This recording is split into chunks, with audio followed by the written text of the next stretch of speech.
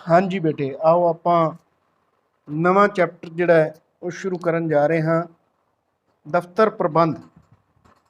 जिवें कि पहलां आपां इस तो कीता है भी दफ्तर हुंदा की है, ये किन्नियां किस्मां दे हुंदे हन, इन्हां दी की महत्ता है या इन्हां दे की काम हुंदे हन, दफ्तर काम की करदा। तां आपां ये समझिया सी कि दफ्तर जिहड़ा है किसी भी संस्था, किसी भी ऑर्गेनाइजेशन या किसी भी बिजनेस के दिमागी केंद्र के तौर पर काम करता है। पहले रिकॉर्ड ਅਤੇ सूचनावां ਨੂੰ ਸੰਭਾਲਦਾ ਹੈ ਅਤੇ ਲੋੜ ਪੈਣ ਤੇ ਪ੍ਰਬੰਧਕਾਂ ਨੂੰ ਕੰਮ ਨੂੰ ਚਲਾਉਣ ਲਈ ਉਹਨਾਂ ਨੂੰ ਸਮੇਂ-ਸਮੇਂ ਤੇ ਉਪਲਬਧ ਕਰਵਾਉਂਦਾ ਹੈ। ਹੁਣ ਆਪਾਂ ਜਿਹੜਾ ਟੌਪਿਕ ਕਰਨ ਜਾ ਰਹੇ ਹਾਂ ਉਹ ਹੈ ਆਫਿਸ ਮੈਨੇਜਮੈਂਟ ਜਾਂ ਆਫਿਸ ਪ੍ਰਬੰਧ। ਆਫਿਸ ਮੈਨੇਜਮੈਂਟ ਕੀ ਚੀਜ਼ ਹੁੰਦੀ ਹੈ? ਦਫ਼ਤਰ ਅਤੇ ਪ੍ਰਬੰਧ। ਦਫ਼ਤਰ ਬਾਰੇ ਆਪਾਂ ਸਮਝ ਲਿਆ, ਹੁਣ ਆਪਾਂ ਮੈਨੇਜਮੈਂਟ ਬਾਰੇ ਸਮਝਣਾ ਹੈ। ਮੈਨੇਜਮੈਂਟ ਕੀ ਚੀਜ਼ ਹੁੰਦੀ ਹੈ, ਉਸ ਆਫਿਸ ਨੂੰ ਕਿਵੇਂ ਮੈਨੇਜ ਕੀਤਾ ਜਾਂਦਾ ਹੈ, ਇਹਦੇ ਬਾਰੇ ਆਪਾਂ ਇਸ ਟੌਪਿਕ ਦੇ ਵਿੱਚ ਕਰਾਂਗੇ। ਕਿਸੇ ਵੀ ਸੰਸਥਾ ਜਾਂ ਅਦਾਰੇ ਨੂੰ ਚਲਾਉਣ ਵਾਲੇ ਇਸ ਦੇ ਜਿਹੜੇ ਪ੍ਰਬੰਧਕ ਜਿਹੜੇ ਕਿ ਆਫਿਸ ਦੇ ਵਿੱਚ ਬੈਠਦੇ ਹਨ ਉਹ ਕੀ ਕੰਮ ਕਰਦੇ ਹਨ, ਕਿਵੇਂ ਮੈਨੇਜ ਕਰਦੇ ਹਨ। ਉਹਨਾਂ ਦਾ ਕੰਮ ਹੁੰਦਾ ਹੈ ਇੱਕ ਅਜਿਹਾ ਮਾਹੌਲ ਤਿਆਰ ਕਰਨਾ ਤਾਂ ਕਿ ਜਿਹੜੇ ਉਹਨਾਂ ਦੁਆਰਾ ਸੰਸਥਾ ਦੇ ਜਾਂ ਉਸ ਕੰਪਨੀ ਦੇ ਟੀਚੇ ਮਿੱਥੇ ਗਏ ਹਨ ਉਹਨਾਂ ਨੂੰ ਪ੍ਰਾਪਤ ਕੀਤਾ ਜਾ ਸਕੇ। यानी उन्होंने अपनी जिहड़ी मशीनरी है, आदमी ने या वो अपनी जिहड़ा पैसा है उन्होंने इस ढंग नाल जो भी उन्होंने कोल उपलब्ध साधन हुंदे हन उन्होंने इस ढंग नाल चलाना हुंदा है, इस ढंग नाल मैनेज करना हुंदा है ताकि जो उन्हों का लाभ कमाने का टीचा है उसनूं वो पूरा कर सकन। इस दे लई मैनेजमेंट जिहड़ी है, ऑफिस मैनेजमेंट जिहड़ी है वो अलग अलग तरह की योजनाबंदी करती है, ऑर्गेनाइज करती है सिस्टम नूं, बहुत सारे निर्देशन करती है, तालमेल करती है, आपस दे विच इन्हां दा कंट्रोल बनाती है। अलग अलग तरह दी प्रक्रियावां जिन्हां नूं आपां प्रबंधन दे कारज भी कहते हाँ वो करदियां हन। ऑफिस जिहड़ा है उसनूं मैनेजमेंट करन दे ये जरूरी अंग हन, ये जरूरी प्रक्रियावां हन जिहड़ियां ये प्रोसैसिस हन, इन्हां नूं वधिया ढंग नाल करके ही आपां जिहड़े उस बिजनेस के डिजायर्ड जिहड़े नतीजे ने उन्हां नूं प्राप्त कर सकते हाँ। हैनरी फ्योल ने प्रबंध के कारजां नूं 6 भागां दे विच वंडिया है। पूर्व अनुमान लगाना, फोरकास्टिंग जिन्हों आपां कहने हाँ, प्लैनिंग करनी, की काम करवाना है उसकी प्लैनिंग करनी, सारे सिस्टम नूं ऑर्गेनाइज करना, स्टाफिंग करनी, उस तो बाद उन्होंने निर्देश देने, निर्देशन करना, और लास्ट पे है नियंत्रण करना यानी कंट्रोल करना। ये सारे काम किवें कीते जाते हैं इसनूं बेटे आपां एक एग्जाम्पल, एक सिंपल एग्जाम्पल के तौर पर मैं तुहानूं दसदा हाँ भी किवें सारे कामां दी प्लैनिंग कीती जाती है, किवें मैनेजमेंट के अंडर कोई भी अदारा, कोई भी सिस्टम काम करता है। जिवें कि आपां देख लीए भी हुण तुहाडे PAS के टैसट हो रहे हैं, हुण तुसीं देखो भी ये PAS के टैसट तुहाडे कोले किवें पहुँच रहे हैं। PAS के टैसट जिहड़े ने उपरों सानूं हैड ऑफिस तो चंडीगढ़ तो ये टैसट चलते हैं, चंडीगढ़ तो टैसट जिहड़े ने वो अपने जिले तक पहुँचते हैं, जिले तो पहुँचण तो बाद ये टैसट अपने स्कूल के ऑफिस विच प्रिंसीपल सर कोले पहुँचते हैं और प्रिंसीपल सर तो ये सारे जिहड़े ने अगे साडे तक पहुँचते हैं और साडे तो बाद ये तुहाडे तक पहुँचते हैं। यानी बेटे एक कड़ी नाल कड़ी जुड़ी हुई है जिहड़ी इस सारे सिस्टम नूं चलाउंदी है। इनू आपां कहने आ सूचना का आदान प्रदान करना, यानी ये सारा कुछ एक सिस्टम के अकॉर्डिंग, एक सिस्टमैटिक ढंग दे नाल चलदा है। मैनेजमेंट नूं समझण वास्ते मैं तुहानूं अपने स्कूल की ही एक एग्जाम्पल इत्थे देना चाहना हाँ। सब तो पहले आप समझना है प्लैनिंग, फिर ऑर्गेनाइजिंग, फिर स्टाफिंग, फिर निर्देशन, डायरैक्टिंग जिन्हों आप कहने हैं, और उस तो बाद कंट्रोल। ये अपने स्कूल दे विच किवें मैनेजमेंट चलती है। सब तो पहले बेटे आ गया प्लैनिंग, यानी जिहड़े स्कूल के मुख प्रबंधक जिन्होंने आप प्रिंसीपल कहने हाँ, प्रिंसीपल साहब ने सारी प्लैनिंग की हुई है भी जिवें अपने एक स्कूल दे विच बच्चों नूं पढ़ाया जा रहा है ਤਾਂ ਮੇਨ ਆਪਣਾ ਟੀਚਾ ਕੀ ਹੈ, ਸਕੂਲ ਦਾ ਮੇਨ ਟੀਚਾ ਮਿੱਥਿਆ ਗਿਆ ਵੀ ਜਿੰਨੇ ਵੀ ਬੱਚੇ ਇਹਦੇ ਵਿੱਚ ਪੜ੍ਹਦੇ ਨੇ ਉਹਨਾਂ ਸਾਰਿਆਂ ਨੂੰ ਵਧੀਆ ਇਨਸਾਨ ਬਣਾਉਣਾ, ਔਰ ਇਸ ਤੋਂ ਇਲਾਵਾ ਉਹਨਾਂ ਨੂੰ ਇਹ ਸਿਲੇਬਸ ਕਰਾਏ ਜਾਣੇ ਹਨ ਜਿਨ੍ਹਾਂ ਨੂੰ ਉਹ ਸਿਲੇਬਸ ਨੂੰ ਕਰਕੇ ਉਹਨਾਂ ਨੇ ਆਪਣੀਆਂ ਅਗਲੀਆਂ ਕਲਾਸਾਂ ਦੇ ਵਿੱਚ ਵਧੀਆ ਨੰਬਰ ਲੈ ਕੇ ਪਾਸ ਹੋਣਾ ਹੈ ਜਾਂ ਬਹੁਤ ਵਧੀਆ ਨੰਬਰ ਲੈ ਕੇ ਅੱਗੇ ਤਰੱਕੀਆਂ ਕਰਨੀਆਂ ਹਨ। ਯਾਨੀ ਬੇਟੇ ਇਸ ਸਾਰੀ ਚੀਜ਼ ਦੀ ਪਲੈਨਿੰਗ ਕੀਤੀ ਜਾਂਦੀ ਹੈ ਪਹਿਲੇ ਹੀ, ਸਾਲ ਦੇ ਸ਼ੁਰੂਆਤ ਤੋਂ ਹੋਣ ਤੋਂ ਪਹਿਲਾਂ ਹੀ ਇਸ ਸਾਰੀ ਚੀਜ਼ ਦੀ ਪਲੈਨਿੰਗ ਕਰ ਲਈ ਜਾਂਦੀ ਹੈ। ਸਾਰੇ ਸਿਲੇਬਸ ਤੁਹਾਡੇ ਮੇਥੇ ਲਏ ਜਾਂਦੇ ਹਨ, ਇਸ ਮਹੀਨੇ ਆ ਚੈਪਟਰ ਕਰਵਾਏ ਜਾਣੇ ਹਨ, ਐਨੇ ਟੈਸਟ ਲਏ ਜਾਣੇ ਹਨ, ਫਿਰ 2 ਮਹੀਨਿਆਂ ਬਾਅਦ ਪੇਪਰ ਹੋਣੇ ਹਨ, ਫਿਰ 2 ਮਹੀਨਿਆਂ ਬਾਅਦ ਪੇਪਰ ਹੋਣੇ ਹਨ, ਫਿਰ ਤਿਮਾਹੀ ਇਮਤਿਹਾਨ ਹੋਣੇ ਹਨ, ਫਿਰ ਛਮਾਹੀ ਇਮਤਿਹਾਨ ਹੋਣੇ ਹਨ, ਫਿਰ ਪੱਕੇ ਪੇਪਰਾਂ ਤੋਂ ਪਹਿਲਾਂ ਦੇ ਇਮਤਿਹਾਨ ਹੋਣੇ ਹਨ, ਔਰ ਫਿਰ ਫਾਈਨਲ ਐਗਜ਼ਾਮ ਹੋਣੇ ਹਨ। ਤਾਂ ਇਹ ਸਾਰੀ ਬੇਟੇ ਪਹਿਲੇ ਹੀ ਪਲੈਨਿੰਗ ਹੋ ਜਾਂਦੀ ਹੈ ਸਾਲ ਦੇ ਸ਼ੁਰੂ ਹੋਣ ਤੋਂ ਪਹਿਲਾਂ। ਉਸ ਤੋਂ ਬਾਅਦ ਪ੍ਰਿੰਸੀਪਲ ਸਾਹਿਬ ਦੁਆਰਾ ਅਲੱਗ-ਅਲੱਗ ਵਿਭਾਗ ਬਣੇ ਹੋਏ ਹਨ। ਜਿਵੇਂ ਇੱਕ ਸਕੂਲ ਦੇ ਵਿੱਚ 6ਵੀਂ ਤੋਂ 8ਵੀਂ ਦਾ ਇੱਕ ਅਲੱਗ ਵਿਭਾਗ ਹੈ, ਇਹਨਾਂ ਨੂੰ ਆਪਾਂ ਕਹਿੰਦੇ ਆਰਗੇਨਾਈਜ਼ ਸਿਸਟਮ, ਪੂਰਾ ਆਰਗੇਨਾਈਜ਼ ਕੀਤਾ ਹੋਇਆ ਹੈ। 6ਵੀਂ ਤੋਂ 8ਵੀਂ ਤੱਕ ਦੇ ਟੀਚਰ ਅਲੱਗ ਹਨ ਜਿਹੜੇ ਕੰਮ ਕਰਵਾ ਰਹੇ ਹਨ, 9ਵੀਂ 10ਵੀਂ ਦੇ ਅਲੱਗ ਟੀਚਰਸ ਹਨ ਜੋ ਕੰਮ ਕਰਵਾ ਰਹੇ ਹਨ। ਇਸੇ ਤਰ੍ਹਾਂ ਸਾਇੰਸ ਵਿਭਾਗ, ਕਮਰਸ ਵਿਭਾਗ ਔਰ ਆਰਟਸ ਵਾਲਾ ਵਿਭਾਗ, ਇੰਟਰ ਆਰਟਸ ਵਿਭਾਗ, ਵੋਕੇਸ਼ਨਲ ਵਾਲੇ ਟੀਚਰ ਅਲੱਗ ਹਨ ਜੋ ਵੋਕੇਸ਼ਨਲ ਦੀ ਪੜ੍ਹਾਈ ਕਰਾ ਰਹੇ ਹਨ। ਯਾਨੀ ਇਸ ਤਰ੍ਹਾਂ ਸਾਰੇ ਸਿਸਟਮ ਨੂੰ ਆਰਗੇਨਾਈਜ਼ ਕੀਤਾ ਹੋਇਆ ਹੈ, ਸਾਰਿਆਂ ਦੇ ਅਲੱਗ-ਅਲੱਗ ਸਿਲੇਬਸ ਹਨ, ਅਲੱਗ-ਅਲੱਗ ਵੰਡ ਹੈ, ਇਹ ਸਾਰੇ ਆਪਣੇ-ਆਪਣੇ ਸਿਸਟਮ ਦੇ ਮੁਤਾਬਕ ਚੱਲਦੇ ਹਨ। ਇਸੇ ਤਰ੍ਹਾਂ ਬੇਟੇ ਸਟਾਫਿੰਗ ਦਾ ਮਤਲਬ ਹੁੰਦਾ ਸਟਾਫ ਲਗਾਉਣਾ। ਹੁਣ ਸਾਰੇ ਆਪਾਂ ਨੂੰ ਪਤਾ ਹੈ ਵੀ ਆ ਚੀਜ਼ਾਂ ਇਸ ਸਕੂਲ ਦੇ ਵਿੱਚ ਆ ਸਬਜੈਕਟ ਹਨ ਔਰ ਆ ਕੰਮ ਕਰਵਾਇਆ ਜਾਣਾ ਹੈ, ਉਹਦੇ ਅਕੋਰਡਿੰਗ ਹੀ ਅੱਗੇ ਅਲੱਗ-ਅਲੱਗ ਟੀਚਰਸ ਲਗਾਏ ਹੋਏ ਹਨ ਜਿਨ੍ਹਾਂ ਨੂੰ ਆਪਣੀ ਡਿਊਟੀਜ਼ ਕਰਨ ਦੇ ਵਿੱਚ ਮੁਹਾਰਤ ਹਾਸਲ ਹੈ। ਹਰੇਕ ਆਪਣੇ ਸਬਜੈਕਟ ਦਾ ਐਕਸਪਰਟ ਹੈ ਜਿਨ੍ਹਾਂ ਨੂੰ ਕਿ ਪਤਾ ਹੈ ਅਸੀਂ ਬੱਚਿਆਂ ਨੂੰ ਕੀ ਕਰਵਾਉਣਾ ਹੈ। ਅਲੱਗ-ਅਲੱਗ ਸਾਇੰਸ ਵਾਲੇ ਟੀਚਰ ਸਾਇੰਸ ਦਾ ਕੰਮ ਕਰਵਾ ਰਹੇ ਹਨ, ਇੰਗਲਿਸ਼ ਵਾਲੇ ਇੰਗਲਿਸ਼ ਦਾ ਕਰਵਾ ਰਹੇ ਹਨ। ਜੇ ਆਪਾਂ ਮੈਡੀਕਲ ਨਾਨ ਮੈਡੀਕਲ ਦੀ ਗੱਲ ਕਰੀਏ ਤਾਂ ਉਹਨਾਂ ਦੇ ਅਲੱਗ ਸਪੈਸ਼ਲਾਈਜ਼ਡ ਟੀਚਰ ਹਨ, ਕਮਰਸ ਪੜ੍ਹਾਉਣ ਵਾਲੇ ਅਲੱਗ ਟੀਚਰਸ ਹਨ, ਆਰਟਸ ਦੇ ਸੈਕਸ਼ਨਾਂ ਨੂੰ ਪੜ੍ਹਾਉਣ ਵਾਲੇ ਅਲੱਗ ਟੀਚਰਸ ਹਨ। ਹੁਣ ਉਸ ਤੋਂ ਬਾਅਦ ਜਦੋਂ ਵੇਖੋ 3 ਸਟੈਪ ਹੋ ਗਏ। ਪਹਿਲਾ ਸਟੈਪ ਸੀ ਪਲੈਨਿੰਗ ਹੋ ਗਈ ਸਾਰੀ। ਦੂਜਾ ਸਟੈਪ ਸੀ ਅਲੱਗ-ਅਲੱਗ ਵਿਭਾਗੀਕਰਨ, ਜਿਹਨੂੰ ਆਪਾਂ ਕਹਿ ਦਿੰਦੇ ਹਾਂ ਵਿਭਾਗ ਅਲੱਗ-ਅਲੱਗ ਵੰਡ ਕੇ ਡਿਊਟੀਆਂ ਦੇਣਾ। ਉਹ ਸਾਰੀਆਂ ਡਿਊਟੀਆਂ ਦੇ ਦਿੱਤੀਆਂ, ਅਸਾਈਨ ਕਰ ਦਿੱਤੀਆਂ, ਸਭ ਨੂੰ ਡਿਊਟੀਆਂ ਦੇ ਦਿੱਤੀਆਂ, ਯਾਨੀ ਸਾਰੇ ਸਿਸਟਮ ਨੂੰ ਆਰਗੇਨਾਈਜ਼ ਕਰ ਦਿੱਤਾ। ਇੱਕ ਸਕੂਲ ਦੇ ਵਿੱਚ ਸਭ ਨੂੰ ਸਿਲੇਬਸ ਦੇ ਦਿੱਤੇ ਗਏ, ਸਭ ਨੂੰ ਟਾਈਮ ਟੇਬਲਸ ਦੇ ਦਿੱਤੇ ਗਏ, ਕਲਾਸਿਸ ਦੀ ਵੰਡ ਕਰ ਦਿੱਤੀ ਗਈ, ਯਾਨੀ ਸਾਰੇ ਸਿਸਟਮ ਨੂੰ ਆਰਗੇਨਾਈਜ਼ ਕਰ ਦਿੱਤਾ ਗਿਆ। ਉਸ ਤੋਂ ਬਾਅਦ ਬੇਟੇ ਆ ਗਏ ਨਿਰਦੇਸ਼, ਯਾਨੀ ਅਲੱਗ-ਅਲੱਗ ਵਿਭਾਗ, ਯਾਨੀ ਪ੍ਰਿੰਸੀਪਲ ਸਰ ਦੇ ਉੱਪਰ ਡੀਓ ਸਾਹਿਬ ਨੇ, ਡੀਓ ਸਾਹਿਬ ਦੇ ਉੱਪਰ ਸਾਡੇ ਚੰਡੀਗੜ੍ਹ ਦੇ ਵਿੱਚ ਹੈੱਡ ਆਫਿਸ ਹੈ, ਹੈੱਡ ਆਫਿਸ ਦੇ ਵਿੱਚ ਸਾਡੇ DPI ਸਾਹਿਬ ਨੇ, ਅੱਗੇ ਸੈਕਟਰੀ ਸਾਹਿਬ ਨੇ। ਇਹ ਸਾਰੇ ਜਿਹੜੇ ਉੱਤੋਂ ਦਿਸ਼ਾ ਨਿਰਦੇਸ਼ ਆਉਂਦੇ ਨੇ ਉਹ ਪਹਿਲੇ ਡੀਓ ਸਾਹਿਬ ਕੋਲ ਪਹੁੰਚਦੇ ਨੇ, ਔਰ ਡੀਓ ਸਾਹਿਬ ਤੋਂ ਉਹ ਨਿਰਦੇਸ਼ ਪ੍ਰਿੰਸੀਪਲ ਸਰ ਕੋਲ ਪਹੁੰਚਦੇ ਨੇ, ਔਰ ਉਹਨਾਂ ਦੀਆਂ ਸਾਰੀਆਂ ਇੰਸਟਰਕਸ਼ਨਸ ਜਿਹੜੀਆਂ ਨੇ ਪ੍ਰਿੰਸੀਪਲ ਸਾਹਿਬ ਕੋਲ ਜਿਹੜੀਆਂ ਪਹੁੰਚਦੀਆਂ ਨੇ, ਉਹ ਸਾਰੀਆਂ ਇੰਸਟਰਕਸ਼ਨਸ ਨੀਚੇ ਟੀਚਰਸ ਤੱਕ ਪਹੁੰਚਦੀਆਂ ਨੇ ਔਰ ਫਿਰ ਉਹ ਤੁਹਾਡੇ ਤੱਕ ਪਹੁੰਚਾਈਆਂ ਜਾਂਦੀਆਂ ਨੇ। ਜਿਵੇਂ ਹੁਣ ਤੁਸੀਂ ਰੋਜ਼ ਹੀ ਦੇਖਦੇ ਹੋ ਕੋਈ ਨਾ ਕੋਈ ਨਵੀਂ ਇੰਸਟਰਕਸ਼ਨ ਤੁਹਾਨੂੰ WhatsApp ਦੇ ਰਾਹੀਂ ਦੱਸੀ ਜਾਂਦੀ ਹੈ। ਯਾਨੀ ਇਹ ਸਾਰੇ ਨਿਰਦੇਸ਼ ਦੇਣ ਦਾ ਕੰਮ ਆਫਿਸ ਕਰਦਾ ਹੈ। ਯਾਨੀ ਆਪਣੇ ਹੁਣ ਜੇ ਆਪਾਂ ਸਕੂਲ ਦੀ ਗੱਲ ਕਰੀਏ ਤਾਂ ਆਪਣੇ ਉੱਪਰ 2 ਆਫਿਸ ਨੇ। ਇੱਕ ਆਫਿਸ ਆਪਣੇ ਸਕੂਲ ਦਾ ਆਫਿਸ ਹੈ ਔਰ ਇੱਕ ਆਪਣਾ ਹੈੱਡ ਆਫਿਸ ਹੈ, ਜਿਨ੍ਹਾਂ ਦੀਆਂ ਮੇਨ ਜਿਹੜੇ ਪਲੈਨਿੰਗ ਕਰ ਰਹੇ ਨੇ, ਜਿਨ੍ਹਾਂ ਦੀ ਪਲੈਨਿੰਗ ਮੇਨ ਚੱਲ ਰਹੀ ਹੈ, ਉਹਨਾਂ ਦੇ ਅਕੋਰਡਿੰਗ ਆਪਣੇ ਪ੍ਰਿੰਸੀਪਲ ਸਰ ਕੰਮ ਕਰਦੇ ਨੇ ਔਰ ਉਹਨਾਂ ਦੇ ਨਿਰਦੇਸ਼ ਅਸੀਂ ਲੋਕ ਫੋਲੋ ਕਰਦੇ ਹਾਂ ਔਰ ਉਹੀ ਨਿਰਦੇਸ਼ਾਂ ਦੇ ਅਕੋਰਡਿੰਗ ਹੀ ਸਾਰਾ ਕੰਮ ਬੱਚਿਆਂ ਨੂੰ ਅੱਗੇ ਕਰਵਾਇਆ ਜਾਂਦਾ ਹੈ। ਔਰ ਇਸ ਤੋਂ ਬਾਅਦ ਆ ਗਿਆ ਨਿਯੰਤਰਣ, ਯਾਨੀ ਕੰਮ ਜੋ ਸਾਨੂੰ ਸੌਂਪਿਆ ਗਿਆ ਕਿ ਉਸ ਨੂੰ ਫਿਰ ਚੈੱਕ ਵੀ ਕਰਨਾ, ਉਸ ਸਾਰੇ ਕੰਮ ਨੂੰ ਫਿਰ ਕੰਟਰੋਲ ਕੀਤਾ ਜਾਂਦਾ ਹੈ, ਉਸ ਨੂੰ ਚੈੱਕ ਕੀਤਾ ਜਾਂਦਾ ਹੈ ਕਿ ਜੋ ਕੰਮ ਦਿੱਤਾ ਗਿਆ ਸੀ ਉਹ ਹੋ ਰਿਹਾ ਕਿ ਨਹੀਂ ਹੋ ਰਿਹਾ।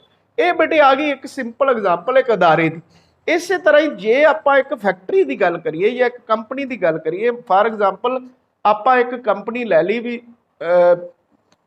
ਮਤਲਬ ਕਾਰਾਂ ਦੀ ਕੰਪਨੀ ਦੀ ਗੱਲ ਕਰ ਲਈਏ। ਮੰਨ ਲਓ ਇੱਕ ਫੈਕਟਰੀ ਹੈ ਜਿਹੜੀ ਕਿ ਮਰੂਤੀ ਕਾਰ ਬਣਾਉਂਦੀ ਹੈ। ਮਰੂਤੀ ਦੇ ਵਿੱਚ ਮੰਨ ਲਓ ਸਵਿਫਟ ਕਾਰਾਂ ਦਾ ਨਿਰਮਾਣ ਕਰ ਰਹੀ ਹੈ ਇੱਕ ਕੰਪਨੀ, ਇੱਥੇ ਇੱਕ ਉਹਦੀ ਫੈਕਟਰੀ ਲੱਗੀ ਹੈ उस फैक्ट्री का एक प्रबंधक है जिहड़ा कि उस सारी फैक्ट्री नूं कंट्रोल कर रहा है। तो एक उहदा हैड ऑफिस है जिहड़ा कि मान लो हो सकता बॉम्बे च होवे, बॉम्बे तो जो उस फैक्ट्री नूं जिहड़ी कि मान लो लुधियाने दे विच फैक्ट्री लगी है उस दा एक उस फैक्ट्री नूं रन करन वाला प्रबंधक बैठा है जिहड़ा कि उस सारे ऑफिस नूं मैनेज कर रहा है, उहदे अंडर वो फैक्ट्री लगी हुई है। तो जो उन्हां दे हैड ऑफिस की प्लैनिंग है जिहड़ा उत्थे लुधियाने दे विच बंदा बैठा है उन्हें उस प्लैनिंग नूं सारी प्लैनिंग नूं लागू करवाना है।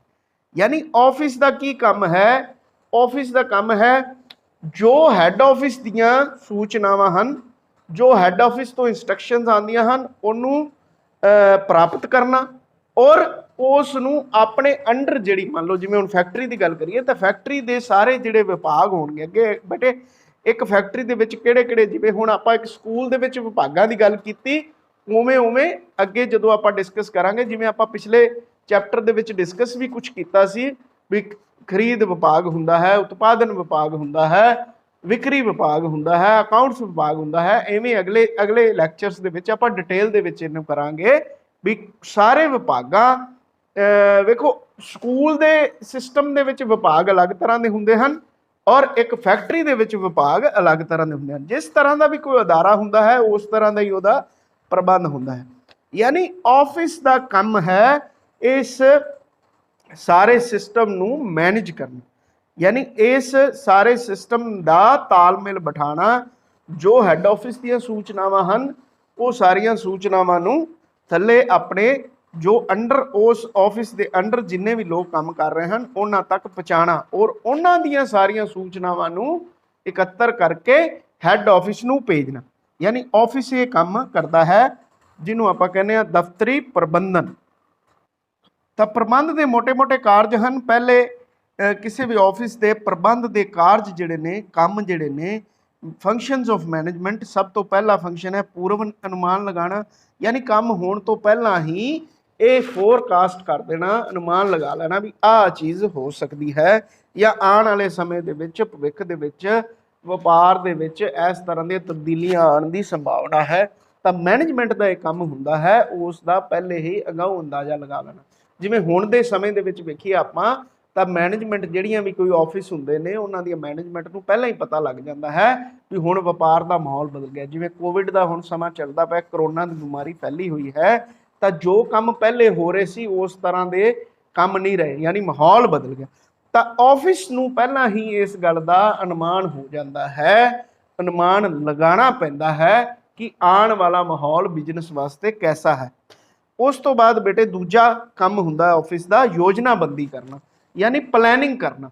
सारी प्लैनिंग जो भी काम उस फैक्ट्री या उस अदारे दे विच कीता जाना है उसकी सारी प्लैनिंग ऑफिस ने देनी हुंदी है भी की काम किया जाना है, कि अपने इस हफ्ते के टीचे हैं, कि अज दे टीचे हैं, कि अपने इस महीने के टीचे हैं और कि अपने इस साल के टीचे हैं और अपनी कंपनी का मेन टीचा या मुख गोल की है, आपां की करना चाहते हैं। तो वो सारी प्लैनिंग कंपनी की ऑफिस ने देनी हुंदी है, मैनेजमेंट ने देनी हुंदी है। उस तो बाद हुंदा है सारे सिस्टम नूं ऑर्गेनाइज करना, यानी जो भी उन्हां कोले साधन उपलब्ध हैं, चाहे वो फैक्ट्री दे विच कच्चा माल है, चाहे जो समान है, जिन्ने कर्मचारी हैं, वो सारे सिस्टम नूं ऑर्गेनाइज करना भी ऑफिस का काम, मैनेजमेंट का काम हुंदा है। उस तो बाद उन्हां सारिਆਂ ਨੂੰ निर्देश देने, उन्हां ਨੂੰ सूचनावां देणियां, उन्हां तो सूचनावां इकत्तर करनियां, किन्ना माल बनिया है उस संबंधी हर तरह दी सूचनावां का आदान प्रदान करना, यानी नीचे तो सूचनावां नूं प्राप्त करना ते उपर भेजना, उपरों अगवाई लैनी और वो अगवाई जो भी उत्तों इंस्ट्रक्शनस आंदियां ने, जो भी ऑर्डरस आते हैं, हुक्म आते हैं, उन्हां नूं थल्ले कामियां तक पहुँचाना। ये काम हुंदा बेटे ऑफिस का। उस तो बाद उस सारे सिस्टम नूं कंट्रोल करना, यानी नियंत्रण करना, उस सारे सिस्टम का नियंत्रण करना, यानी जो भी उत्थे काम हो रहा है, जो भी प्लैनिंग ऑफिस हैड ऑफिस वालों मिथी गई सी कि उहदे अकॉर्डिंग काम कर लिया हो रहा है, उस काम नूं वॉच करना, उस काम नूं देखना, उस काम नूं करवाना, ताकि जो उस फैक्ट्री दे या जो उस अदारे दे जो भी उद्देश मिथे गए हैं उन्हां नूं ਪ੍ਰਾਪਤ ਕੀਤਾ ਜਾ ਸਕੇ ਤਾਂ ਕਿ ਕੰਪਨੀ ਜਿਹੜੀ ਹੈ ਲਾਭ ਕਮਾ ਸਕੇ। ਹੁਣ ਅੱਗੇ ਬੇਟੇ ਗੱਲ ਆ ਜਾਂਦੀ ਹੈ ਵੀ ਜੇ ਇਸ ਆਫਿਸ ਨੂੰ ਪੂਰੇ ਮੈਨੇਜਮੈਂਟ ਦੇ ਢੰਗ ਨਾਲ ਚਲਾਇਆ ਜਾਂਦਾ ਹੈ ਕਿ ਇਹਦਾ ਕੋਈ ਫਾਇਦਾ ਹੁੰਦਾ ਹੈ, ਕਿ ਇਹਦੀ ਕੋਈ ਇੰਪੋਰਟੈਂਸ ਹੈ। ਕਿ ਕੋਈ ਵੀ ਕੰਪਨੀ ਵੇਖੋ, ਜੇ ਕੋਈ ਵੀ ਕੰਪਨੀ ਬਿਨਾ ਜਾਂ ਆਫਿਸ ਕੋਈ ਵੀ ਆਫਿਸ ਹੈ ਉਹਦੇ ਵਿੱਚ ਕੋਈ ਮੈਨੇਜਮੈਂਟ ਨਹੀਂ ਹੈ, ਹਰ ਬੰਦਾ ਆਪਦੀ ਮਰਜ਼ੀ ਨਾਲ ਕੰਮ ਕਰ ਰਿਹਾ ਹੈ, ਕੋਈ ਸਿਸਟਮ ਨਹੀਂ ਹੈ, ਤਾਂ ਕੰਮ ਕਦੇ ਵੀ ਵਧੀਆ ਤੇ ਵਧੀਆ ਨਤੀਜੇ ਨਹੀਂ ਨਿਕਲਣਗੇ। ਕਿਉਂਕਿ ਜੇ ਕਿਸੇ ਸਿਸਟਮ ਨੂੰ ਜਾਂ ਕਿਸੇ ਅਦਾਰੇ ਨੂੰ ਮੈਨੇਜਮੈਂਟ ਦੇ ਨਾਲ ਨਾ ਚਲਾਇਆ ਜਾਏਗਾ ਤਾਂ ਉਸ ਅਦਾਰੇ ਚੋਂ ਕਦੇ ਵੀ ਵਧੀਆ ਨਤੀਜੇ ਪ੍ਰਾਪਤ ਨਹੀਂ ਹੋ ਸਕਦੇ। ਹੁਣ ਤੁਸੀਂ ਦੇਖਦੇ ਹੋ, ਵੇਖੋ ਸਾਨੂੰ ਨਿਰਦੇਸ਼ ਦਿੱਤੇ ਗਏ ਹਨ ਵੀ ਬੱਚਿਆਂ ਨੂੰ ਵੇਖੋ ਜੋ ਵੀ ਇੰਸਟਰਕਸ਼ਨਸ ਹੁੰਦੀਆਂ ਹਨ ਉਹ ਬੱਚਿਆਂ ਤੱਕ ਪਹੁੰਚਦੀਆਂ ਹਨ। ਜਿਵੇਂ ਸਾਨੂੰ ਹੁਣ ਇੰਸਟਰਕਸ਼ਨ ਵੇਖੋ, ਕੋਵਿਡ ਦੇ ਮਾਹੌਲ ਦੇ ਵਿੱਚ ਸਾਨੂੰ ਇੰਸਟਰਕਸ਼ਨਸ ਦਿੱਤੀਆਂ ਗਈਆਂ ਵੀ ਬੱਚਿਆਂ ਨੂੰ ਹੁਣ ਘਰ ਬੈਠ ਕੇ ਹੀ ਪੜ੍ਹਾਉਣਾ ਹੈ, ਤਾਂ ਸਭ ਨੇ ਆਪਣੇ ਸਿਸਟਮ ਨੂੰ ਬਦਲ ਕੇ ਜਿਹੜਾ ਕਿ ਅੱਗੇ ਕਲਾਸਾਂ ਦੇ ਵਿੱਚ ਚੀਜ਼ ਪੜ੍ਹਾਈ ਜਾਂਦੀ ਸੀ, ਹੁਣ ਜਿਵੇਂ ਅਗਵਾਈ ਆ ਗਈ ਵੀ WhatsApp ਦੇ ਰਾਹੀਂ ਜਾਂ ਟੀਵੀ ਦੇ ਮਾਧਿਅਮ ਦੇ ਰਾਹੀਂ ਬੱਚਿਆਂ ਨੂੰ ਪੜਾਇਆ ਜਾਵੇ, ਤਾਂ ਹੁਣ ਉਹ ਸਾਰੇ ਉਸ ਤਰ੍ਹਾਂ ਦੀਆਂ ਇੰਸਟਰਕਸ਼ਨਸ ਫੋਲੋ ਕਰਨ ਲੱਗੇ। ਜਦੋਂ ਸਕੂਲ ਖੁੱਲ ਜਾਣਗੇ ਫਿਰ ਸਕੂਲ ਖੁੱਲਣ ਦੀਆਂ ਹਦਾਇਤਾਂ ਜਾਰੀ ਹੋ ਜਾਣਗੀਆਂ, ਫਿਰ ਉਸ ਦੇ ਅਕੋਰਡਿੰਗ ਕੰਮ ਚੱਲ ਪਏਗਾ। ਯਾਨੀ ਜੋ ਵੀ ਸਿਸਟਮ ਦੇ ਅਕੋਰਡਿੰਗ ਜਿਹੜਾ ਹੈ ਜੇ ਕੰਮ ਕੀਤਾ ਜਾਵੇ, ਵੇਖੋ ਹੁਣ ਜੇ ਸਿਸਟਮ ਦੇ ਅਕੋਰਡਿੰਗ ਕੰਮ ਨਾ ਚੱਲੇ ਤਾਂ ਕਦੇ ਵੀ ਬੱਚੇ ਵਧੀਆ ਤਰੱਕੀ ਨਹੀਂ ਕਰ ਸਕਦੇ। ਇਸੇ ਤਰ੍ਹਾਂ ਹੀ ਹਰੇਕ ਫੈਕਟਰੀ ਦੇ ਵਿੱਚ ਵੀ ਬੇਟੇ ਸਿਸਟਮ ਦੇ ਅਕੋਰਡਿੰਗ ਕੰਮ ਹੁੰਦਾ ਹੈ। ਇਸ ਦੀ ਬੜੀ ਪ੍ਰਬੰਧਨ ਦੀ ਬੜੀ ਜ਼ਿਆਦਾ ਮਹੱਤਤਾ ਹੈ। ਉਹ ਮਹੱਤਤਾ ਦੇ ਕਿਹੜੇ ਪੁਆਇੰਟ ਹਨ ਉਹਦੇ ਬਾਰੇ ਆਪਾਂ ਡਿਸਕਸ ਕਰਨ ਜਾ ਰਹੇ ਹਾਂ।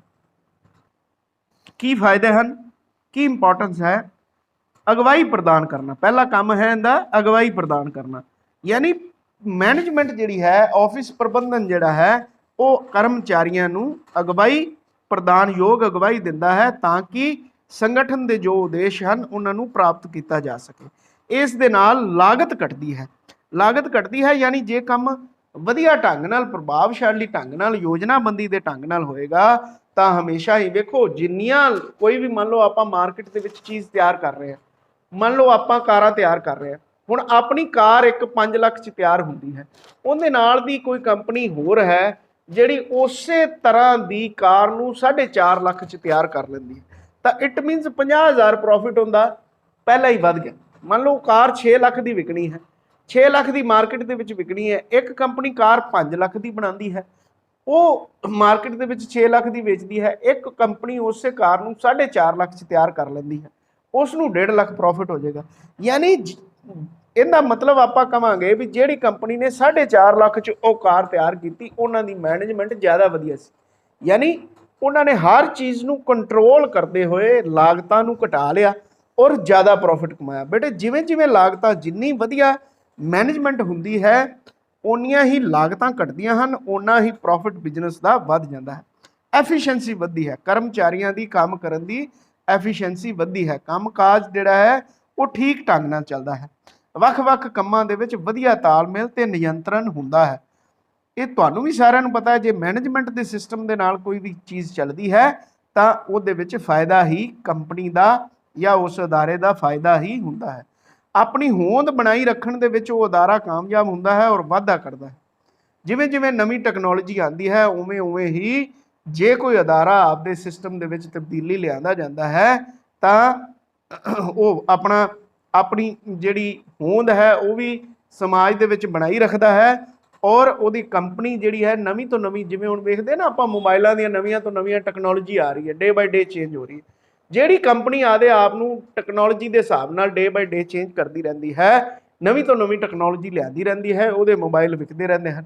ਯਾਨੀ ਉਹ ਕੰਪਨੀਆਂ ਆਪਦੀਆਂ ਹੋਂਦ ਵੀ ਕਾਇਮ ਰੱਖਦੀਆਂ ਹਨ ਔਰ ਵਾਧਾ ਵੀ ਕਰਦੀਆਂ ਹਨ। ਜਿਹੜੀਆਂ ਕੰਪਨੀਆਂ ਆਪਦੇ ਆਪ 'ਚ ਤਬਦੀਲੀ ਸਮਾਂ ਰਹਿੰਦਿਆਂ ਨਹੀਂ ਲਿਆਂਦੀਆਂ ਉਹ ਕੰਪਨੀਆਂ ਪਿੱਛੇ ਚਲੇ ਜਾਂਦੀਆਂ ਹਨ। ਜਿਵੇਂ ਤੁਸੀਂ ਪਹਿਲਾਂ ਨਾਂ ਸੁਣਦੇ ਹੁੰਦੇ ਸੀ ਆਪਾਂ ਨੋਕੀਆ ਦਾ, ਨੋਕੀਆ ਕੰਪਨੀ ਹੁੰਦੀ ਸੀ ਜਿਹਦੇ ਬਹੁਤ ਜ਼ਿਆਦਾ ਮੋਬਾਈਲ ਚੱਲਦੇ ਸੀ।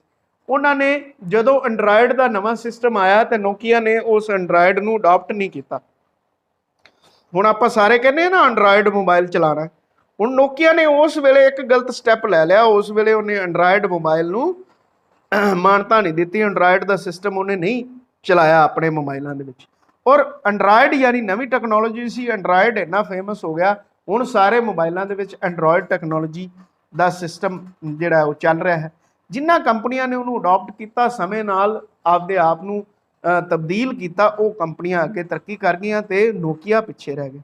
ਯਾਨੀ ਆਫਿਸ ਜਾਂ ਮੈਨੇਜਮੈਂਟ ਦਾ ਇਹ ਕੰਮ ਹੁੰਦਾ ਹੈ ਆਪਣੇ ਕੰਮਾਂ ਦੇ ਵਿੱਚ ਨਵੀਨਤਾ ਲਿਆਉਣਾ, ਗਾਹਕਾਂ ਨੂੰ, ਵਪਾਰੀਆਂ ਨੂੰ, ਸਪਲਾਈ ਕਰਨ ਵਾਲਿਆਂ ਨੂੰ ਸਾਰਿਆਂ ਨਾਲ ਸੰਬੰਧ ਵਧੀਆ ਬਣਾਉਣੇ ਔਰ ਆਪਣੇ ਕੰਮਾਂ ਦੇ ਵਿੱਚ ਨਵੀਨਤਾ ਲਿਆਣੀ, ਵੱਖ-ਵੱਖ ਵਿਭਾਗਾਂ ਦੇ ਕਰਮਚਾਰੀਆਂ ਦੇ ਨਾਲ ਵੀ ਸਲਾਹ ਕਰਨੀ ਔਰ ਨਵੀਨਤਾ ਲਿਆਣੀ। ਯਾਨੀ ਇਹ ਮੈਨੇਜਮੈਂਟ ਜੇ ਹੋਵੇ ਤਾਂ ਇਹ ਸਾਰੇ ਕੰਮਾਂ ਦੇ ਵਿੱਚ ਨਵੀਨਤਾ ਆਉਂਦੀ ਹੈ।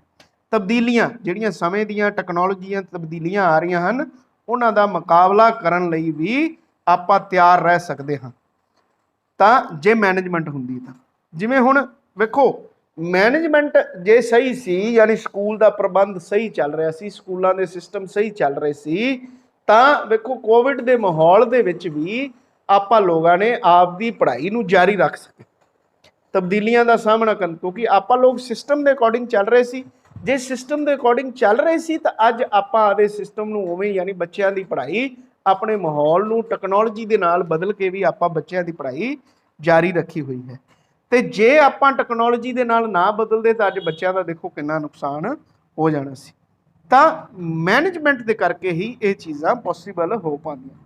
ਤਾਂ ਸਮਾਜ ਨੂੰ ਵੀ ਇਹਦਾ ਫਾਇਦਾ ਹੁੰਦਾ ਹੈ, ਸਮਾਜ ਨੂੰ ਵਧੀਆ ਵਸਤੂਆਂ ਮਿਲਦੀਆਂ ਹਨ, ਘੱਟ ਮੁੱਲ ਤੇ ਮਿਲਦੀਆਂ ਹਨ, ਲੋਕਾਂ ਦਾ ਜੀਵਨ ਪੱਧਰ ਉੱਚਾ ਵੱਧਦਾ ਹੈ, ਜੀਵਨ ਪੱਧਰ ਉੱਚਾ ਹੁੰਦਾ ਹੈ ਔਰ ਸਮਾਜ ਦੇ ਵਿੱਚ ਖੁਸ਼ਹਾਲੀ ਇਹਦੇ ਨਾਲ ਆਉਂਦੀ ਹੈ।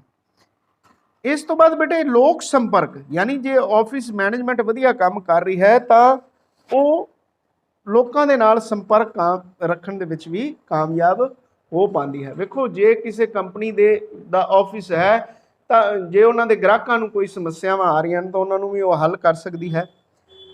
ਜੇ ਕੋਈ ਬਾਹਰੋਂ ਉਹਨਾਂ ਨਾਲ ਗੱਲਬਾਤ ਕਰਨ ਆਉਂਦੇ ਹਨ ਤਾਂ ਉਹ ਆਪਣੀ ਕੰਪਨੀ ਦੀ ਸ਼ਾਖ ਨੂੰ ਵੀ ਕਾਇਮ ਕਰ ਸਕਦੀ ਹੈ, ਆਦੀ ਕੰਪਨੀ ਦੇ ਗੁਣਾਂ ਨੂੰ ਵੀ ਦੱਸ ਸਕਦੀ ਹੈ। ਤਾਂ ਲੋਕਾਂ ਦੇ ਵਿੱਚ ਆਪਣੇ ਸੰਪਰਕ ਨੂੰ ਕਾਇਮ ਰੱਖਣ ਦੇ ਵਿੱਚ ਵੀ ਆਫਿਸ ਮੈਨੇਜਮੈਂਟ ਬੜੀ ਵਧੀਆ ਭੂਮਿਕਾ ਨਿਭਾਉਂਦਾ ਹੈ। ਤਾਂ ਇਹ ਬੇਟੇ ਆਪਣਾ ਜਿਹੜਾ ਚੈਪਟਰ ਸੀਗਾ, ਲਗਭਗ ਕਾਫੀ ਸਾਰੇ ਪੁਆਇੰਟਸ ਆਪਾਂ ਡਿਸਕਸ ਕਰ ਲਏ ਨੇ। ਮੈਂ ਉਮੀਦ ਕਰਦਾ ਹਾਂ ਤੁਸੀਂ ਜੇ ਇਹਨੂੰ ਬੁੱਕ ਤੋਂ ਚੰਗੀ ਤਰ੍ਹਾਂ ਪੜ੍ਹੋਗੇ ਤਾਂ ਇਸ ਦੇ ਜਿਹੜੇ ਬੈਕ ਐਕਸਰਸਾਈਜ਼ ਦੇ ਪ੍ਰਸ਼ਨ ਨੇ ਉਹਨਾਂ ਨੂੰ ਚੰਗੀ ਤਰ੍ਹਾਂ ਕਰ ਪਾਓਗੇ। ਉਮੀਦ ਕਰਦਾ ਹਾਂ ਤੁਹਾਨੂੰ ਇਹ ਚੰਗੀ ਤਰ੍ਹਾਂ ਸਮਝ ਆਇਆ ਹੋਵੇਗਾ ਔਰ ਤੁਸੀਂ ਇਸ ਨੂੰ ਚੰਗੀ ਤਰ੍ਹਾਂ ਸਮਝ ਕੇ ਆਪਣਾ ਕੰਮ ਕਰਨ ਦੀ ਕੋਸ਼ਿਸ਼ ਕਰੋਗੇ। ਬਹੁਤ ਬਹੁਤ ਸ਼ੁਕਰੀਆ, ਬਹੁਤ ਬਹੁਤ ਧੰਨਵਾਦ।